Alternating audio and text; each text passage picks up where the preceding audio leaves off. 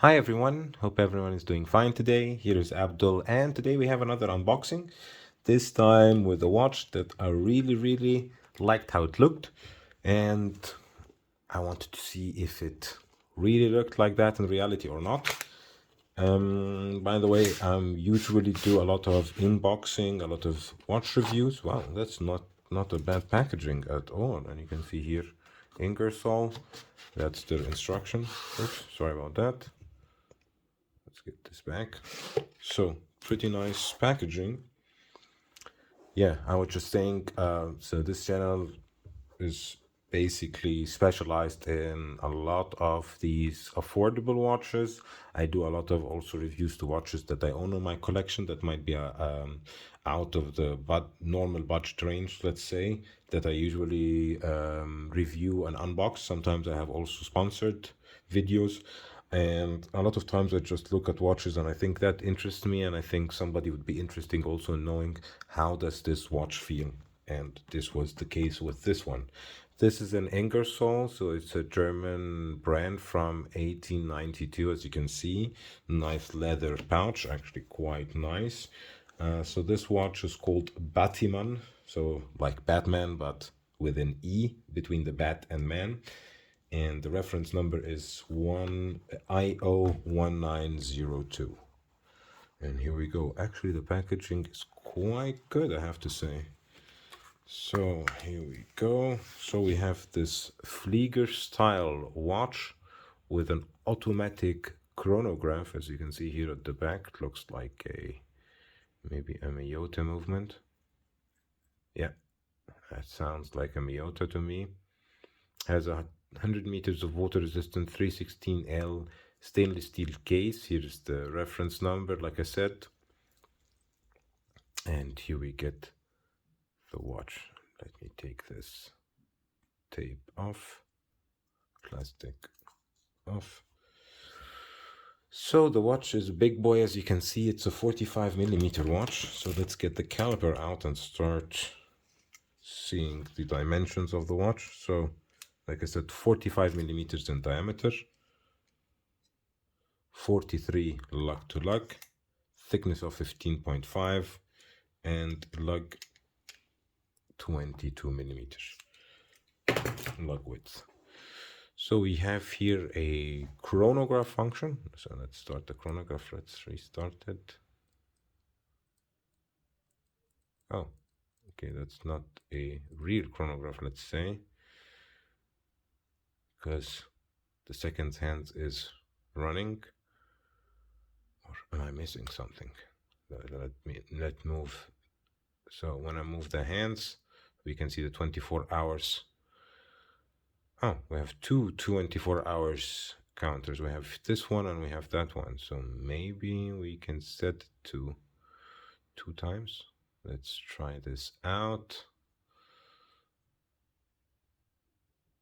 So let's see.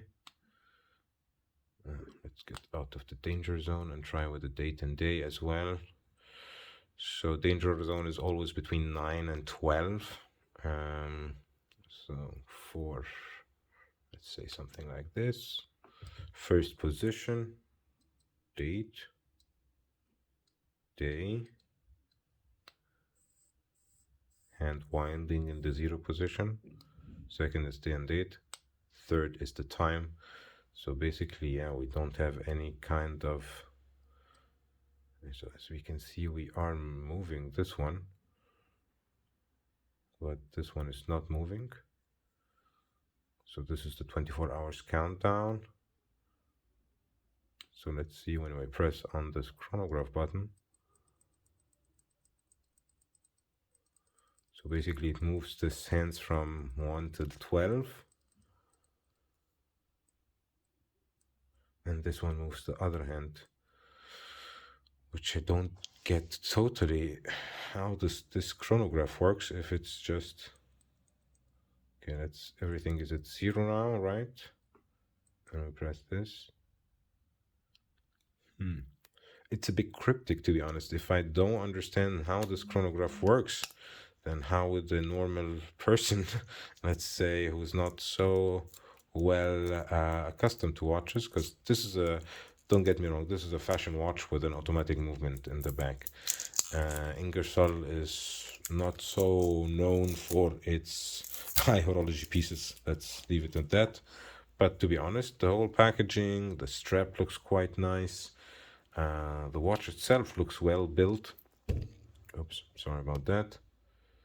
And yeah, let me put it on my wrist. I have a 17.1 centimeter wrist.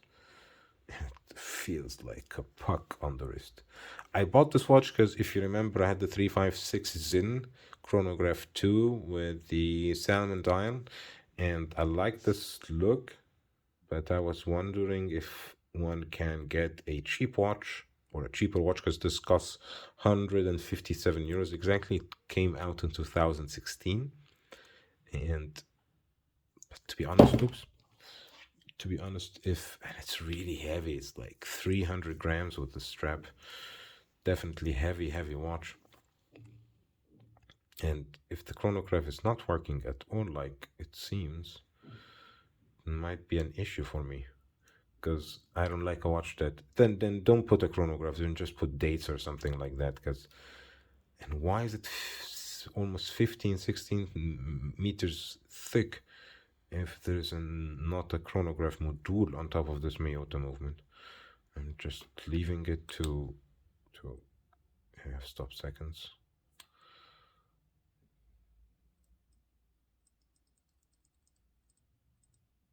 I'm just leaving it to try it out if the running seconds will affect anything, the two subdials. But until now, only what affects this two subdials is this reset, supposedly reset button, are now moving the chronograph or the sub chronograph dials, which is pretty weird.